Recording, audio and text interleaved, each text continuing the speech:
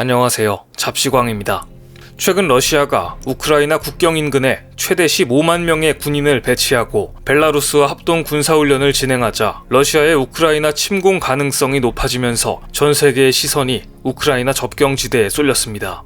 미국과 유럽, 한국 등 주요 국가의 증시는 러시아와 우크라이나 관련 소식에 출렁이며 이 긴장이 빨리 해결되기만을 고대하고 있습니다. 그런데 대규모 군대를 우크라이나 접경지대에 이동시켜 한껏 긴장을 고조시킨 푸틴 대통령은 미국과 유럽의 경고가 이어지자 접경지역에서 훈련을 마친 러시아군 일부 부대가 기지로 복귀했다고 밝혔습니다. 하지만 그 즉시 나토 사무총장은 푸틴의 주장을 부인하면서 러시아의 군사력 증강이 계속되고 있다고 반박했습니다.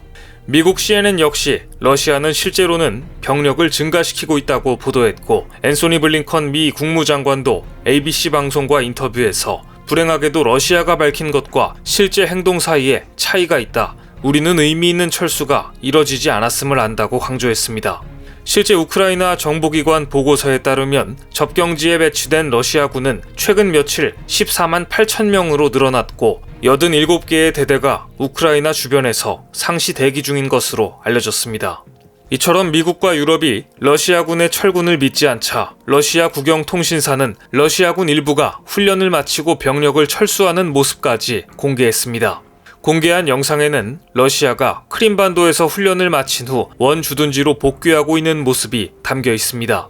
러시아 국방부는 이틀 연속 러시아군 일부가 철수했다고 발표하고 관련 동영상까지 공개하는 열의를 보인 것인데요. 그런데 비슷한 시기에 러시아 국방부가 공개한 실제 훈련 영상을 보면 아직 마음을 놓을 수 없다는 것을 알 수 있습니다. 영상에서 보시는 것처럼 13만 육군 병력으로 우크라이나를 포위한 러시아군은 서부군구 T-72 전차부대, 100mm 전차 포대 등을 동원해 실사격 훈련을 진행했습니다. 13만 러시아군이 실제와 똑같은 훈련을 진행해 긴장을 고조시킨 것입니다. 또한 우크라이나 정보기관 보고서는 이렇게 분석했습니다. 러시아의 목표는 경제 압박과 에너지 관련 전술, 사이버 공격을 통한 우크라이나 내부의 불안정을 조성하는 것이다. 우크라이나 정부와 은행 등 수십 곳의 주요 기관 홈페이지가 최근 며칠 새 사이버 공격을 받았다. 러시아가 철군을 하는 척하면서 실제로는 물리적 군사행동보다 부담은 덜하면서 우크라이나에 더 큰 타격을 줄 수 있는 사이버 공격을 감행한 것입니다. 최근 우크라이나 국방부, 외무부 등 주요 부처 사이트들과 대형 은행 등은 사이버 공격을 받았고 우크라이나 정부는 러시아의 소행을 의심하고 있습니다. 로이터 통신은 이 같은 사이버 공격은 물리적 공격이 임박했다는 뜻이거나 러시아가 우크라이나를 계속 혼란에 빠뜨리려는 시도라고 보도했습니다.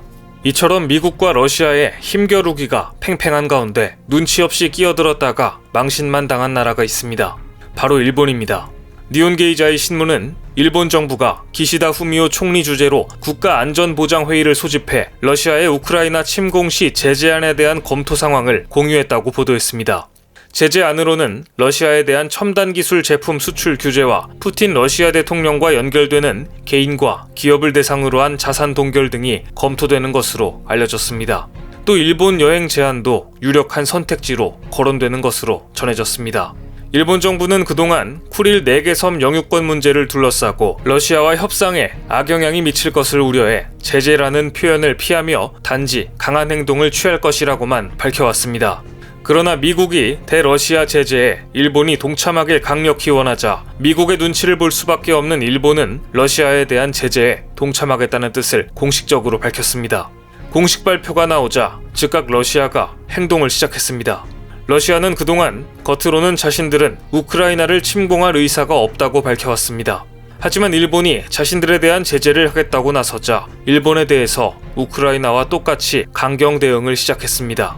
2월 8일 러시아는 일본이 북방 영토라고 부르는 쿠릴 열도에서 보란듯이 대대적인 군사훈련을 시작했습니다.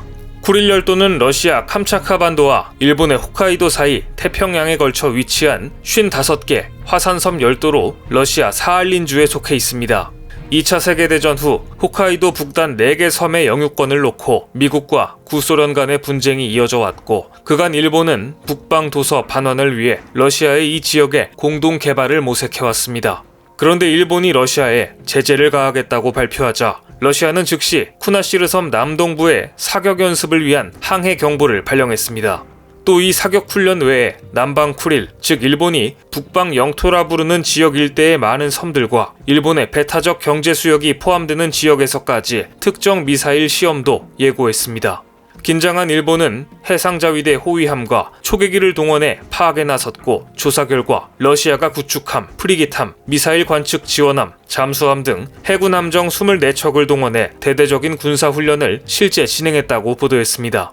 러시아가 일본 코앞에서, 그것도 일본과 영토 갈등을 겪고 있는 쿠릴 열도에서 대대적인 실사격 훈련을 감행하자 일본은 이 시기에 전 함대가 대규모 군사훈련을 하는 것은 이례적이라며 당황한 기색이 역력했습니다. 일본은 관방장관 브리핑에서 러시아가 영유권 분쟁을 빚는 4개 북방 영토 섬들에 대해 무장화를 가속화시키는 행위는 절대 받아들일 수 없다. 우리는 러시아의 북방 영토를 포함해 주변 해역에서의 러시아의 군사 행동을 면밀히 주시하고 있다라고 밝혔지만 일본의 코앞에서 실사격 훈련을 하고 배타적 경제 수역에서 미사일 발사까지 예고했지만 마땅히 대응할 만한 카드는 없어 그저 소가리만 하고 있습니다. 사실 러시아 입장에서는 일본은 언제든지 타격해도 문제될 것이 없습니다. 2018년 당시 푸틴 러시아 대통령이 일본에 연내 평화조약을 맺자고 깜짝 제안을 하자 아베 전 총리는 이를 반기면서도 평화조약 체결에 앞서 영토 문제를 해결해야 한다는 점을 재차 강조했습니다. 쿠릴 열도 4개 섬에 대한 영토 문제가 해결돼야 한다는 이야기였습니다. 이것은 2차 대전 후 일본의 수건이었습니다. 러시아와 일본은 제2차 세계대전 당시 적국으로 맞붙은 후 70년이 지난 현재까지도 어떠한 평화 조약을 맺지 않고 있었습니다. 러시아가 시료 지배하고 있는 쿠릴 열도 4개 섬 지역에 대해 일본은 줄곧 영유권을 주장하면서 갈등을 빚었고 양측 모두 물러서지 않았기 때문입니다. 하지만 아베의 뜻대로 풀리지는 않았습니다. 이후 아베는 코로나 폭증에 대한 대응을 제대로 하지 못해 지지율이 추락하자 총리직에서 내려왔고 러시아와 일본의 평화조약 이야기는 물 건너 가버렸습니다. 현재 두 나라 사이에는 여전히 평화조약이 맺어져 있지 않습니다. 푸틴이 마음만 먹으면 언제든 공격할 수 있는 상황인 것이죠. 푸틴은 일본의 가장 약한 고리를 잘 알고 있습니다. 그래서 일본이 러시아에 불리한 입장을 취할 때마다 쿠릴 열도에서 실사격 훈련을 하고 최근에는 군사시설까지 확장해 일본을 긴장시켜 왔는데요. 지난해도 500명의 병력을 동원해 쿠릴 열도에서 군사훈련을 했고 러시아 태평양 함대는 쿠릴 열도 마투아 섬에 배치된 해안 방어용 지대함 미사일 시스템 요새 바스티온 가동에 들어갔습니다. 2010년부터 실전 배치된 바스티온 미사일은 최대 사거리가 450km에 이르며 유사시 쿠릴 열도로 접근하는 일본 군함들을 격퇴하기 위한 무기입니다. 심지어 러시아는 쿠릴 열도 경제 활성화 방안에 일본을 배제한 채 독자적인 투자 유치 프로그램을 발표해 일본 측의 반발을 사기도 했습니다. 이래서 일본은 되도록이면 러시아를 자극하지 않으려고 했던 것인데 미국의 대러시아 제재에 동참하지 않으면 미국에 찍힐 것 같고 그래서 할 수 없이 러시아에 대한 제재를 발표했다가 쿠릴 열도의 긴장만 고조시켰는데요. 얻은 것도 없이 고래 싸움에 새우등 터진 꼴이 되고 말았습니다. 오늘 준비한 소식은 여기까지입니다. 댓글을 통한 여러분들의 많은 의견 기다리겠습니다. 많은 분들의 생각이 모였을 때 진정 가치 있는 지식이 완성될 것입니다. 시청해주셔서 감사합니다.